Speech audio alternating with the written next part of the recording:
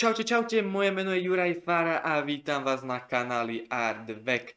V dnešnom videu si ukážeme, ako pracovať s jednotlivými farbami, či už sú to farby ako je výplň, alebo obrys, alebo gradient. Takže už z predchádzajúceho tutoriálu, kde sme si načali tieto hranolčeky a tento obal, tak ideme pracovať teraz s farbami. Takže najprv si dáme túto tacku nižšie, tento obal si dáme tiež trošku nižšie.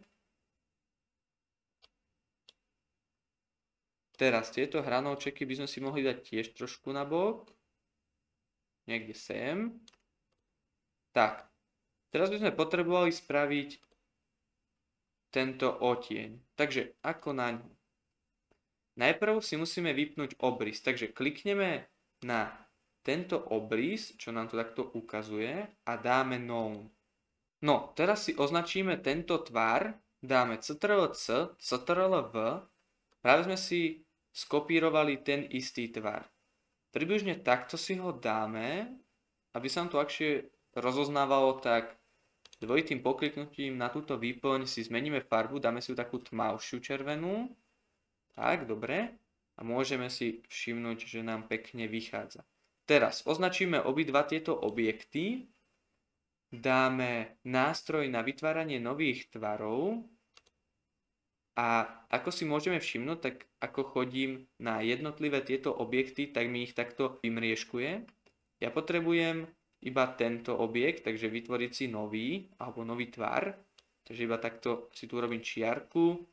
Teraz idem na nástroj výber, odkliknem, odznačím, teraz kliknem iba na tento tvar, dám Delect. Teraz si zoberiem opäť tento tvar a preniesem si ho na tento vrchný. Tak, teraz sme si vytvorili tieň. Teraz by sme chceli vytvoriť ešte lesk, takže ideme do výber tvarov, podržíme, vybereme elipsu a spravíme si takú užšiu elipsu, asi nejak takto. Zmeníme jej farbu, takže dáme dvojitým pokliknutím a dáme si takú jemnú rúžovú. A teraz si ju dáme na tento tvar, na tento obal, otočíme si ju, asi nejak takto.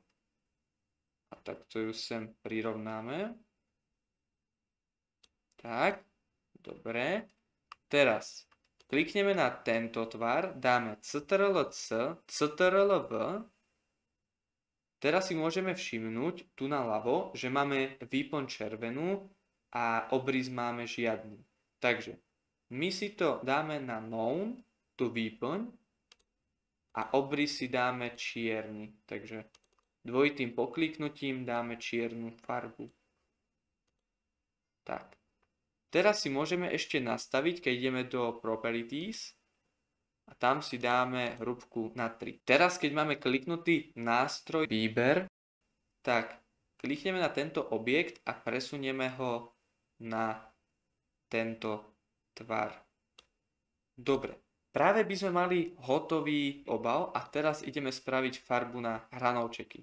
Takže späť si ich takto vložím, odznačím. Označím si teraz všetko, dám si ich takto trošku nabok, zoberiem si tento jeden hranolček a ideme si ukázať, ako pracovať s gradientom.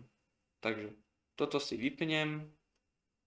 Teraz kliknem na výplň, aby mi to uprednostnilo pred týmto obrysom. Kliknem na gradient a môžeme si všimnúť, že nám tu hneď vyskočila takáto tabulka. Máme tu teraz čiernu a bielu.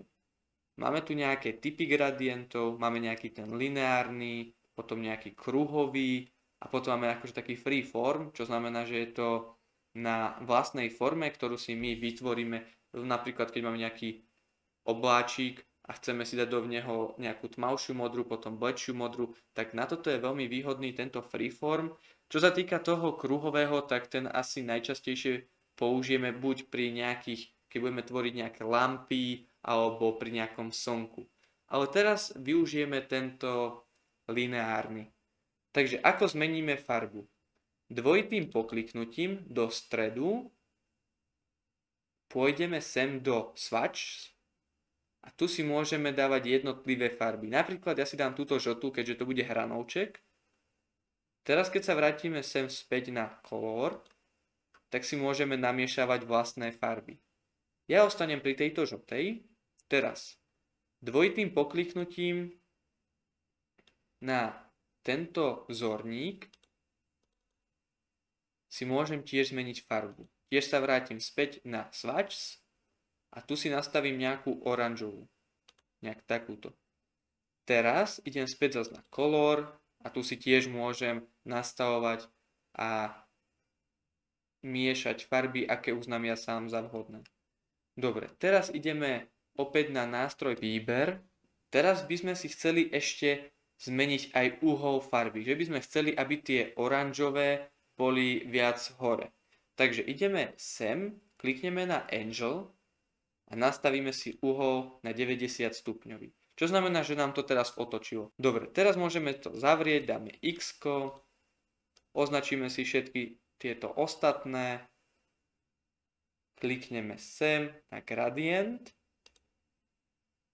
Tuto nám to ešte ukázalo tú tabuľku, dáme zase X, teraz si dáme tento hranolček sem. Dúfam, že sa vám toto videjko páčilo, že som vás zase niečo nové mohol naučiť a vidíme sa v novom videu. Čaute!